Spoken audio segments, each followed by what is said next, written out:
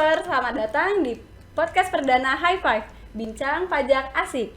Untuk hari ini kita akan membahas tentang pajak, mulai dari A sampai Z itu sudah lengkap banget, kita bahas sedetail-detailnya. Untuk narasumber kita itu adalah Pak Sabar yang sangat luar biasa, sangat expert di bidang perpajakan di Indonesia. Halo Pak Sabar. Halo Indah, selamat sore. Selamat sore Pak Sabar, apa kabar nih Pak? Alhamdulillah sehat. Sehat ya Pak? Ya. Hari ini Pak kita akan dibahas ya Pak, bisa nggak Pak dibahas secara detail tentang perpajakan yang mungkin sekarang lagi isunya booming banget ya Pak, tentang tax amnesty. Itu gimana nih Pak, bisa nggak Bapak jelasin mungkin secara singkat atau Bapak mau cerita ini bersama teman High Five kita di rumah, bisa dijelaskan ya Pak? Silakan Pak Sabar. Terima kasih Indah. Selamat Pak. sore untuk teman-teman yang saat ini sedang menyaksikan podcast kami. Jadi kalau kita berbicara pajak, ini memang cukup menarik untuk kita bedah ya, karena memang pajak ini menjadi salah satu kontribusi terbesar di Indonesia. Kalau kita lihat di RAPB Indonesia, ini 82 sampai 83% bahwa sumber pendapatan ini dari pajak ya, dari pajak. Jadi kalau kita lihat sekarang, oh kenapa sih sampai ada yang namanya tax amnesty jilid 2 gitu ya. Sebenarnya ini kalau kita lihat di Undang-Undang Harmonisasi Peraturan Perpajakan, ini bukan tax amnesty ya. Bukan tax amnesty, tetapi ini adalah program pengungkapan sukarela. Karena kalau kita berbicara tax amnesty, itu sudah dilakukan di 2016. Dan pemerintah sudah menyatakan sangat jelas di 2016 itu bahwa tidak akan ada lagi yang namanya tax amnesty, kan begitu. Tidak ada lagi. Tetapi dengan data yang diperoleh oleh pemerintah bahwa memang masih ditemukan cukup banyak harta yang belum sepenuhnya dilaporkan di SPT, baik itu orang pribadi maupun SPT badan, kan seperti itu. Jadi ini program pemerintah memang sangat bagus, dan saya mengajak para teman-teman, juga para anak-anak muda yang belum sepenuhnya memahami bahwa memang pajak ini menjadi hal yang utama di negara ini yang sangat penting. Ayo benar-benar kita melihat dengan jernih bahwa hanya dengan negara yang memiliki pendapatan sendiri dari negara sendiri itu yang bisa kuat dari segi ekonominya. Artinya apa? Tidak perlu lagi mengharapkan pinjaman dari luar negeri gitu, ya. Tidak perlu lagi. Jadi bagaimana sih sebuah negara memiliki kekuatan keuangan? Ya harus bersumber dari negaranya sendiri, seperti itu. Jadi sebenarnya apa sih yang diamnesti ini? Apa sih yang diampuni ini? Sebenarnya yang diampuni ini adalah ya penghasilan sih sebenarnya, Indah, gitu loh. Jadi penghasilan yang mau diampuni ini. Tetapi kan pemerintah sangat sulit mendeteksi bahwa memang penghasilan orang pribadi atau penghasilan badan ini Sedetail apa ya Pak? Sedetail apa gitu loh. Apakah sumbernya 100% ini sudah dilaporkan? Kan sangat susah untuk mendeteksi betul, Pak. Sumber penghasilan ini, kan sangat sulit. Iya. Bagaimana sih caranya, Pak Sabar, Indah? Ya dari asetnya gitu loh. Dari asetnya si wajib pajak ini, baik itu orang pribadi. Jadi makanya seolah-olah yang diampuni ini, yang di tax amnesty ini adalah asetnya. Sebenarnya bukan asetnya, tapi penghasilannya gitu loh. Oh, baik, iya, Pak. penghasilannya yang diampuni. Yang diampuni ya Pak. Iya, makanya diungkapkan kan, tergantung nih, Indah, aset ini ada di mana nih saat ini? Iya. Apakah aset ini ada di luar negeri atau aset ini ada di Luar negeri Pak. Indonesia? Oh, Kan begitu. iya. Kan ada dua nih. Apakah aset Anda ini, para teman-teman, aset Anda ini di luar negeri atau di Indonesia? Itu yang paling poin penting ya. Karena memang hanya kita yang tahu aset kita ada di mana, kan Iya, begitu betul, ya. Pak. Hanya kita yang tahu ya. Kantor pajak sih tahu, ya kan? Dengan pertukaran informasi, ada namanya automatic exchange of information, pertukaran informasi antar negara, sehingga walaupun kita tidak menyampaikan ke kantor pajak aset kita di Singapura, di Australia, misalnya di Amerika, ya dengan pertukaran informasi atau automatic exchange of information ini, AEOI namanya, kantor pajak itu sudah tahu kita punya aset itu ada di mana gitu loh. Pasti tahu ya Pak ya? Pasti tahu ya? Iya, karena sejak 2016, sejak telah berakhirnya program pengampunan pajak itu, keterbukaan informasi itu sudah terjadi. Karena salah satu Indonesia adalah sudah menandatangani keterbukaan informasi itu dari kurang lebih 126 negara. Dari total 126 negara, mungkin sudah bertambah ya. Salah satu Indonesia adalah negara yang ikut menandatangani keterbukaan informasi ini. Untuk apa? Untuk kepentingan perpajakan. Ya, untuk kepentingan perpajakan. Sehingga inilah kesempatan yang dikasih pemerintah Indonesia bahwa ya udah kamu punya aset luar negeri ya. Saya belum sampaikan nih di SPT saya, kan begitu. Iya. Baru nanti disampaikanlah di program pengampunan pajak ini, bukan program sukarela ya. Program pengungkapan sukarela namanya PPS ya. Program atau saya sebutkan di sini adalah Voluntary Disclosure Program namanya, ya, program pengungkapan sukarela ini. Sehingga memang ada harga yang harus dibayar oleh si wajib pajak ini. Itu uang tebusan ya namanya ya, uang tebusan ya. Uang tebusan ini tergantung nih, Indah teman-teman. Ini mau dibawa ke Indonesia nggak sih asetnya ini? Kan begitu. Kalau aset ini ada di luar negeri, mau dibawa ke Indonesia nggak sih asetnya ini, atau mau tetap di luar negeri? Kalau tetap di luar negeri itu tarifnya memang lebih mahal. Tapi boleh ya Pak? Boleh ya? Boleh. Jadi tidak harus dibawa asetnya ke Indonesia kayak gitu. Apalagi asetnya kan dalam berbentuk properti, ya kan akan sangat sulit. Kita harus jual dulu, baru masukin uangnya ke Indonesia. Ya, tapi makanya pemerintah nih kasih opsi nih, asetnya ini apakah Anda tetap pertahankan luar negeri atau asetnya Anda bawa ke Indonesia. Kalau asetnya dibawa ke Indonesia itu tarifnya lebih murah, gitu ya. Kalau asetnya Indonesia itu pun kan tadi kan ada dua nih, apakah asetnya di luar negeri atau asetnya di Indonesia. Ya, kalau asetnya di luar negeri, apakah asetnya ini dipertahankan di luar negeri atau dibawa ke Indonesia? Kalau udah asetnya Indonesia kan udah pasti Indonesia. Tergantung nih asetnya Indonesia ini apakah mau dimasukkan di apanya, diinvestasikan di instrumen ya yang sudah disiapkan oleh pemerintah Indonesia atau memang tidak. Kalau misalnya enggak, saya akan tetap masukkan di deposito saya atau di tabungan saya, itu pun tarifnya akan lebih tinggi gitu ya. Tetapi sebelum kita membahas detail ke sana ya, harus dipastikan dulu si subjek pajak yang mau pengungkapan program pengungkapan sukarela ini, apakah dia sudah mengikuti teks amnesti di 2016 atau tidak gitu loh. Ada dua nih, ya kan? Karena tarifnya berbeda juga, Indah. Kalau misalnya nih Indah ini kan sudah ikut teks amnesti 2016. Tetapi ada harta atau ada aset yang belum sepenuhnya dilaporkan ke kantor pajak.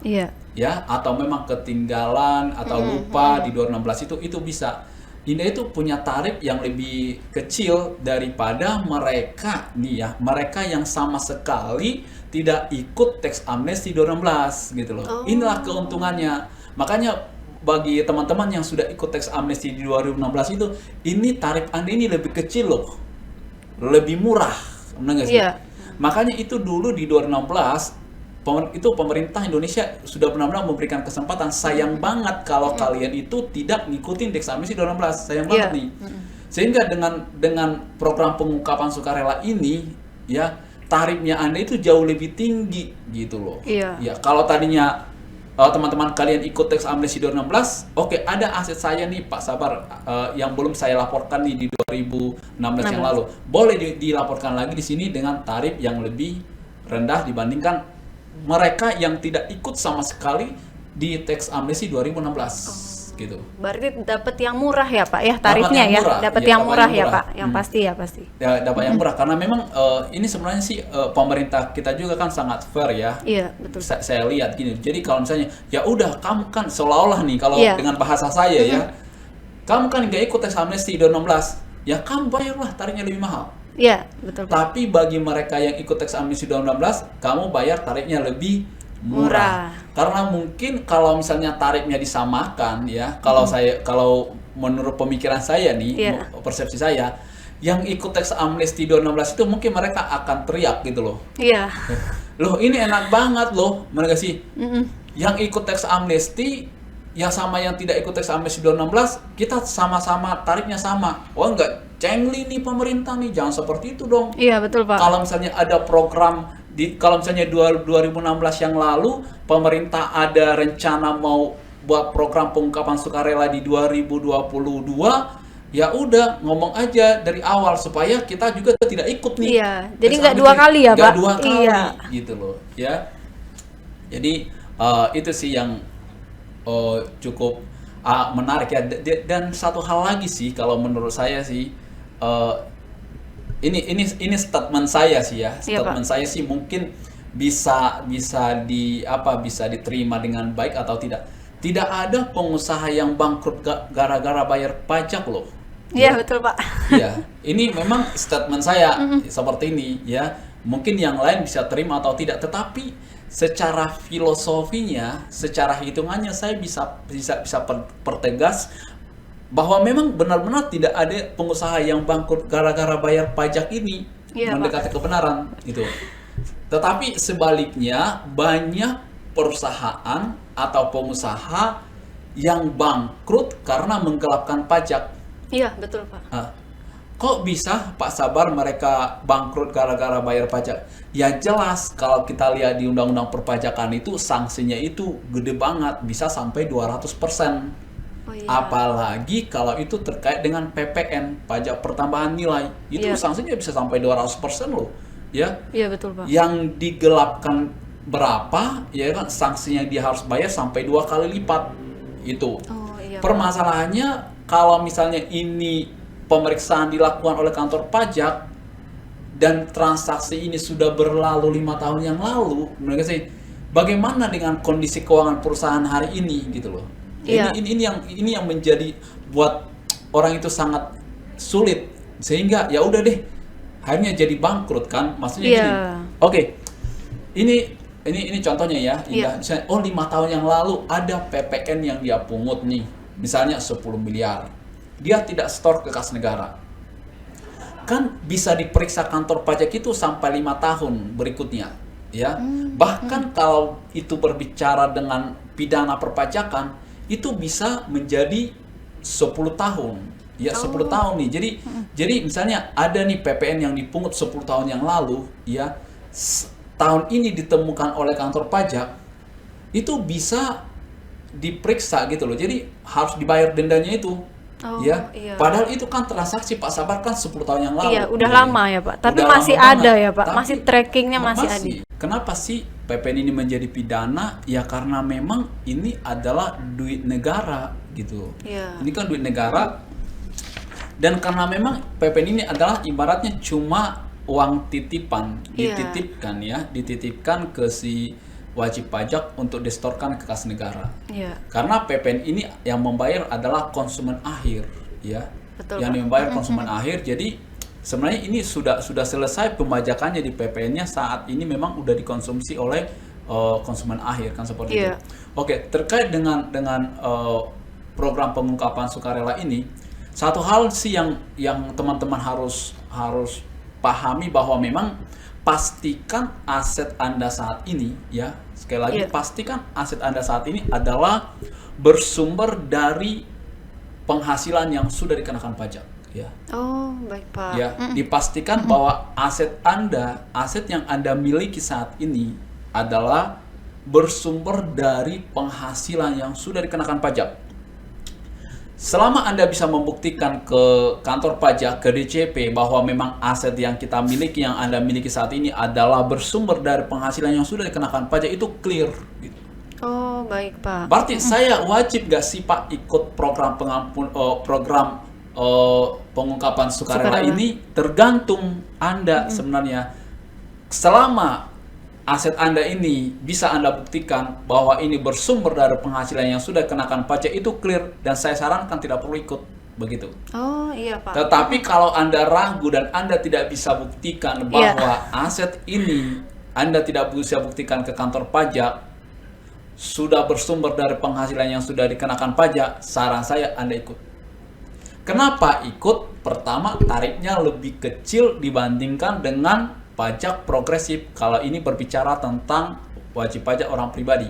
Iya, Pak. Apalagi kita mengetahui hari ini bahwa ada pembajakan untuk penghasilan yang orang yang super kaya gitu loh. Iya. Super kaya ya, super Iya. kaya ini ya kantor pajak kan yang menyebut mereka super kaya ya. Betul, Pak. Ya, Sultan mungkin, ya, Pak? Ya mungkin mereka menyebut mereka saya itu bukan super kaya Pak, sabar gitu. Gak indah. Iya. Tetapi kan kantor pajak aja yang bilang mereka itu super kaya. Iya, Karena betul, orang Pak. itu paling susah mengakui bahwa dia super kaya ke kantor Iya, pajak kan betul, begitu. Pak. Takut, Ya, Pak. Kalau untuk mendapatkan investasi sih dia Iya. bilang saya ini orang yang super kaya, tapi Iya. kalau ke pajak dia saya ini bukan super kaya karena ya itu tadi penghasilan kena pajak nih ya, penghasilan kena pajak 5 miliar ke atas tarifnya 35%. Setelah kita melihat Undang-Undang Harmonisasi Peraturan Perpajakan ini disahkan, sebelumnya penghasilan kena pajak 500 juta ke atas itu masih 30%. Oh. Ya, jadi iya, Pak. penghasilan kena pajak 500 juta ke atas sampai 10 triliun, 1 juta triliun, yaitu tarifnya 30% dulu. Ya, Iya. tapi udah dipotong nih. Oke, yang berhak menggunakan tarif PPh pasal 21 nominalnya sampai 5 miliar. Anda punya penghasilan kena pajak di atas 5 miliar, tarifnya 35%. Oh. Jadi iya, kalau Pak. orang bilang seperti ini, nggak adil dong pemerintah, masa saya dipajakin kalau saya punya penghasilan 5 miliar harus bayar pajak 35%? Sebenarnya bukan tidak adil. Karena prinsip perpajakan itu adalah orang yang memiliki penghasilan besar, Iya. ya dia akan bayar pajak lebih besar. Iya, betul, Pak. Tetapi orang yang punya penghasilan kecil, dia bayar pajak kecil. Karena pajak itu menganut asas keadilan gitu loh, bukan diskriminasi. Jadi kalau dibilang pajak itu diskriminasi, saya bantah 100% bukan. Iya. Gitu. Bukan. Karena asas keadilan tadi, Anda punya penghasilan yang besar, dikenakan pajak besar. Anda punya penghasilan sedikit, dikenakan pajak sedikit. Sedikit. Kan seperti itu. Sehingga dengan aturan yang seperti ini, ada subsidi gitu loh, antara si miskin sama si kaya gitu Iya, loh. Pak. Betul, Pak. Karena kalau kita melihat tidak ada cara yang lain yang dilakukan oleh pemerintah untuk mendapatkan dana dari masyarakatnya. Iya, Pak. Nggak mungkin pemerintah minta dong sumbangan dong, Iya. nggak mungkin. Iya, Makanya pajak itu bukan sumbangan, tetapi kontribusi yang bersifat memaksa gitu. Iya. Kewajiban ya, Pak? Iya, kalau kita lihat definisi pajak itu adalah kontribusi bersifat memaksa, bukan sukarela. Iya. Ya, jadi perpajakan itu prinsipnya adalah prinsip keadilan, kan seperti Iya, itu. Pak. Jika Anda punya penghasilan yang lebih besar, pastinya Anda bayar pajak lebih besar, Yang lebih besar. banyak. Kalau teman-teman punya penghasilan sedikit, ya bayar pajaknya juga sedikit, Iya, kan Pak. gitu. Makanya tarifnya itu adalah tarif progresif gitu ya, 5%, 15, 25, 30 tergantung Anda di nominal berapa penghasilannya, kan begitu. Iya. Ya, jadi nggak dipukul rata. Oh, penghasilan yang 1 juta nih sama penghasilan yang 1 miliar, tarifnya sama. Nggak seperti itu. Iya, Pak. Makanya tarifnya progresif gitu loh. Jadi itu yang saya lihat memang adil gitu Iya. ya, adil. Dengan prinsip keadilan inilah menjadi dasar kita pun ikhlas untuk membayar pajak gitu. Iya, benar, Pak. Ya, Betul, ikhlas. Pak. Kalau misalnya tidak adil, ya kita nggak bakalan ikhlas ya Iya. untuk menyerahkan untuk dikelola negara, kan karena memang ini kan sebenarnya uang yang kita titipkan ke negara loh sebenarnya pajak ini untuk mereka kelola. Iya. Enggak sih ya? Jadi uang ini kita titipkan nih ke siapa? Ke pemerintah untuk dikelola. Dikelola di dalam bentuk apa? Di dalam bentuk APBN ya. Iya. APBN. Makanya kalau kita lihat ya, Indah, di komposisi APBN itu ada untuk pendidikan aja 20% ya. 20%. Jadi dari total APBN kita itu porsinya 20% itu adalah untuk pendidikan. Jadi siapa sih yang akan bertanggung jawab memajukan pendidikan Indonesia ini kalau bukan kita? Dan dari mana sumber uangnya diperoleh pemerintah untuk mengelola pendidikan ini lebih baik? Ya otomatis dari pembayaran pajak kita, gitu loh. Jadi saya sarankan untuk teman-teman yang belum sepenuhnya menyampaikan asetnya, melaporkan asetnya di SPT-nya, ya SPT adalah surat pemberitahuan tahunan. Ya, saran saya untuk mengikuti program pengampunan, pengungkapan sukarela, ya. Tapi pastikan dulu nih, apakah Anda dulu sudah mengikuti teks amnesti 2016 ya Pak? Atau tidak, ya? Karena nanti itu tarifnya akan berbeda. Tapi untuk informasi lebih lanjut, teman-teman boleh hubungi call center kami 24 jam. Nanti kalian bisa bertanya di sana dan juga kalian bisa konsultasi ya Pak ya? Konsultasi ya. Atau untuk lebih detailnya seperti apa sih teknisnya akan begitu. Karena ini kan nanti teknis pelaporannya ini kan ada dan juga betul, formulir-formulirnya, terus seperti apa skemanya pelaporannya itu kan nanti itu ada untuk dibuat. Ya, apakah lembaran-lembaran yang harus Anda isi dulu, terus pengenaan tarifnya seperti apa, perhitungan pajaknya seperti apa, pembayaran pajaknya seperti apa, nanti sampai Anda menerima surat keterangan pengampunan pajaknya itu kita bisa bantu. Semuanya dibantu ya Pak ya? Semua pasti kita semuanya bantu. Dibantu. Karena pada prinsipnya kita hadir untuk berkontribusi untuk negara dalam hal penerimaan dari pajak. Seperti itu. Baik Pak Sabar, untuk episode kali ini sudah sangat panjang banget ya Pak, sudah sangat detail banget untuk teman-teman sahabat Fivers di rumah. Itulah semua penjelasan tentang teks amnesti di jilid 2 ya. Jadi teman-teman kalau membutuhkan konsultasi lebih lanjut tentang perpajakan, tentang laporan apapun yang teman-teman butuhkan, kita bisa bantu dan teman-teman bisa menghubungi call center kita 24 jam di sini ya. Nanti teman-teman juga bisa cek website kita, Instagram kita, dan YouTube kita. Jangan lupa juga di follow, di subscribe, dan juga di like ya untuk channel YouTube kita. Terima kasih banyak ya Pak Sabar ya untuk hari ini memberikan waktu, memberikan ilmu yang sangat bermanfaat untuk kita semua ya Pak Sabar ya. Terima kasih kembali Indah. Iya Pak, ditunggu ya Pak ya untuk episode selanjutnya ya Pak. Iya, sehat selalu Pak Sabar. Terima kasih. Bye Fiver, sampai jumpa di episode Bincang Pajak Asik selanjutnya.